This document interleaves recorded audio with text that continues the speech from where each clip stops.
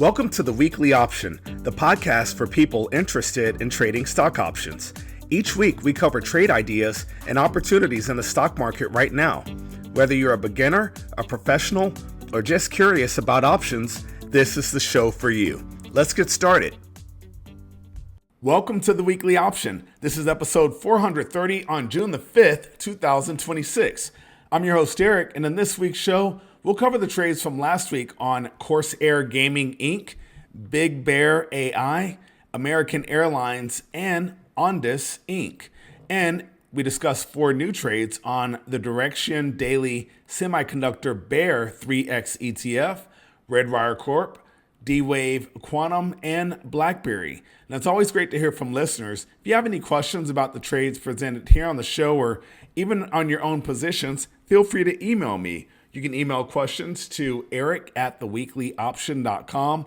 That's ERIC @theweeklyoption.com. I've also created a few videos to teach you all the basics of option trading that you'll need to know to be able to follow along with me on this show. You can visit our website and click on the videos tab to watch them, or visit the YouTube channel for the Weekly Option. Now, the markets finished the week lower largely on the move that happened today on Friday. The Dow Jones Industrial Average lost 165 points, closing at 50,866 points on Friday.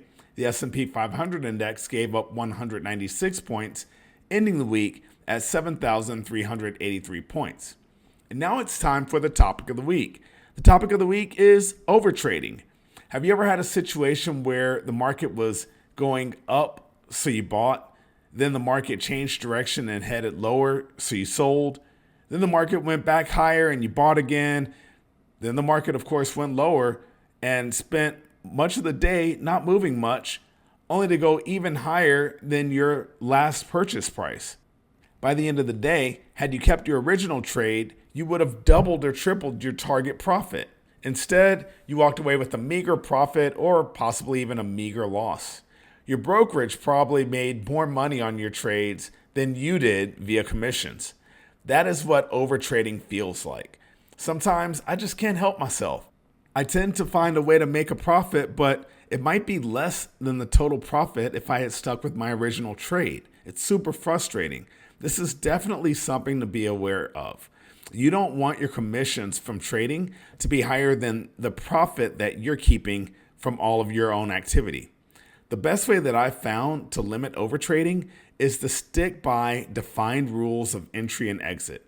If those rules get triggered, then I take an action. If the market is moving sideways, meaning price actions going sideways, it's best for me to walk away. Sideways markets are not my favorite. It's like my kryptonite. I always want to resist making too many trades in a single day, just so that I can give myself the highest probability of making a profit while also reducing my risk. Figure out what makes you overtrade and start to create rules and barriers to help you optimize all of your trades. So that's it for the topic of the week. Let's go ahead and get into the review of last week's trades. We're going to start off with our covered call on Corsair Gaming Inc. Symbol C as in Charlie, R as in Romeo, S as in Sierra, R as in Romeo.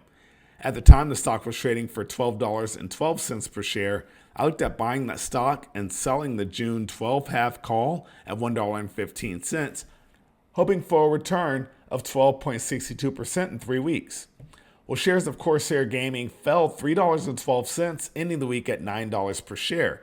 The call option that we sold lost $1.05, leaving us with a net loss of $2.07 if we were to close the trade out immediately. Now, I would typically suggest rolling the strike of the call lower to capture a little more premium to offset the loss. However, in this scenario, we would only pick up an additional 10 cents by doing so. That's not at all appealing to me at this point, so I would lean towards letting this option expire out of the money at expiration in 2 weeks, and then doing the math to figure out which call option is best to sell against the shares in July. So you're going to keep the shares if you let this option expire. So at least the call option will offset the stock by $1. I'm also open to selling put spreads or out of the money puts just to capture more premium before expiration. Just make sure you do the math and make sure you understand the risk that you're going to be left with before you take on a new adjustment to the trade. Now let's get into the cash secured put from last week on Big Bear AI, symbol B as in Bravo, B as in Bravo, A as in Alpha, I as in India. At the time, the stock was trading for $5.04 per share. I looked at selling the June 5 put at 46 cents, hoping for a return of 9.2% in 3 weeks. Well, shares of Big Bear AI lost 84 cents, ending the week at $4.20 per share. The out-of-the-money put spread that we sold is now in the money, which means this trade is currently a loss. If you haven't been assigned on the stock yet, you could at least buy back the option at a loss. If you've been assigned the stock, look to sell call options against it next month in July. This trade is definitely a loss coming out the bat. Make sure you do the math and understand how the risk will change before you make any adjustments. You're going to hear me beat that like a drum. Next, we have our credit spread on American Airlines, symbol A as in Alpha, A as in Alpha, L as in Lima. At the time, the stock was trading for $14.62 per share. I looked at selling the June 14 put spread at 16 cents. That could give us a maximum possible loss of 34 cents per spread. Well, shares of American Airlines fell $1.13, ending the week at $13.49 per share. The put spread that we sold is now in the money, and it can be repurchased at a loss of 24 cents. While I would typically look to sell a call spread against the put spread to create that iron condor, I don't think you'll actually capture enough value from the call spreads to make it worthwhile. I would lean more towards waiting to see if the stock heads higher over the next 2 weeks, hoping that jet fuel prices get cheaper as a ceasefire develops in the Middle East. Once again, check the math before making any adjustments. And our final trade from last week is going to be the debit spread on Ondas Inc. Symbol O as in Oscar, N as in November, D as in Delta, S as in Sierra. At the time, the stock was trading for $13.01 per share. I looked at buying the June 12/2 13 call spread for 33 cents. That could give us a maximum gain of 17 cents, or that's a 51.52% return in 3 weeks. Well, shares of Ondas Inc. fell $2.59, ending the week at $10.42 per share. The in-the-money call spread that we bought is way out of the money at this point. The spread has lost roughly 30 cents, and we are justified in making an adjustment. Now, you can look to turn the spread into a credit spread by selling the 11/12/2 call spread at 29 cents. This leaves us short the 11/12 call spread that expires in 2 weeks. Next, I would sell the 10/9 put spread at 31 cents. Now we'll be short the 10/9 11/12 iron condor at 27 cents, which could lead to a maximum possible loss of 73 cents per spread. Your original spread had a maximum loss of 33 cents. The adjustment more than doubles the maximum loss, and this is why it's important to do the math before making any adjustments. You don't want to add significant risk to a trade in trying to avoid an immediate loss, right?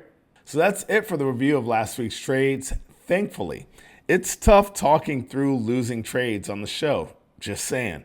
Now, all new trades on today's show will use the June 18th expiration for monthly options in June. Given the shorter time frame of these trades, they are a bit riskier. Especially look at these trades as just educational. All right, so let's get started with the covered call. I'm looking at the Direxion Daily Semiconductor Bear 3X ETF. Symbol S as in Sierra, O as in Oscar, X as in X-ray, S as in Sierra. The stock ended the week at $6.84 per share. I'm looking at buying that stock and selling the June 7 call at 90 cents, hoping for a return of 15.5% in 2 weeks. Now you enter this trade by buying stock for $6.84 and selling the June 7 call at 90 cents. This trade makes the most money if stock prices finish above $7 per share. The break-even price on this trade is $5.94 per share. In real terms, the stock purchase will require $684 and you'll collect $90 for selling the call option. Next up, we have the cash secured put. I'm looking at Redwire Corporation, symbol R as in Romeo, D as in Delta, W as in Whiskey. The stock ended the week at $18.44 per share. I'm looking at selling the June 18 put at $1.80, hoping for a return of 10% in 2 weeks. Now you enter this trade by selling the June 18 put at $1.80. This trade makes the most money if stock prices finish above $18 per share. The break-even price on this trade is $16.20 per share. In real terms, you'll collect $1.80 for selling the put option, and you'll have $1,800 locked up just in case you need to purchase the stock.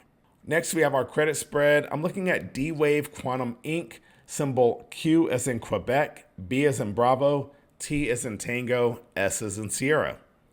The stock ended the week at $23.84 per share. I'm looking at selling the June 23 put spread at 16 cents. That could give us a maximum possible loss of 34 cents per spread. Now you enter this trade by selling the June 23 half put at $1.66 and concurrently buying the June 23 put for $1.50. This is a credit spread because we are selling the spread, and this trade makes the most money if stock prices expire above $23.50 per share.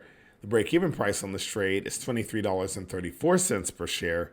In real terms, you'll receive $16 per spread that you sell, and you'll have $34 at risk. And then our final new trade for the show, is going to be our debit spread on BlackBerry Limited, symbol B as in Bravo, B as in Bravo. The stock ended the week at $9.40 per share. I'm looking at buying the June 8.5/9 call spread for 27 cents. That could give us a maximum gain of 23 cents, or that's an 85.19% return on capital in 2 weeks. Now you enter this trade by buying the June 8.5 call for $1.18 and concurrently selling the June 9 call at 91 cents. This is a debit spread because we're buying the spread, and this trade makes the most money if stock prices expire above $9 per share. The break-even price on this trade is $8.77 per share. In real terms, you'll pay $27 to enter the spread, and your maximum gain is $23 per spread. So that's it for this week's show. Thank you guys so much for listening. Hey, hopefully next week we'll get some more exciting new trades, and the old trades hopefully will not all take it on the chin as well. So anyway, I always enjoy recording the show for you guys. Thank you so much for listening. And as always, happy trading. Thank you for listening to the Weekly Option Podcast. Please subscribe to our show and visit us at www.theweeklyoption.com. Disclaimer, there is a very high degree of risk involved in trading. The indicators and strategies described in this podcast are for educational purposes only and should not be construed as investment advice. For our full disclaimer, visit our website at www.theweeklyoption.com.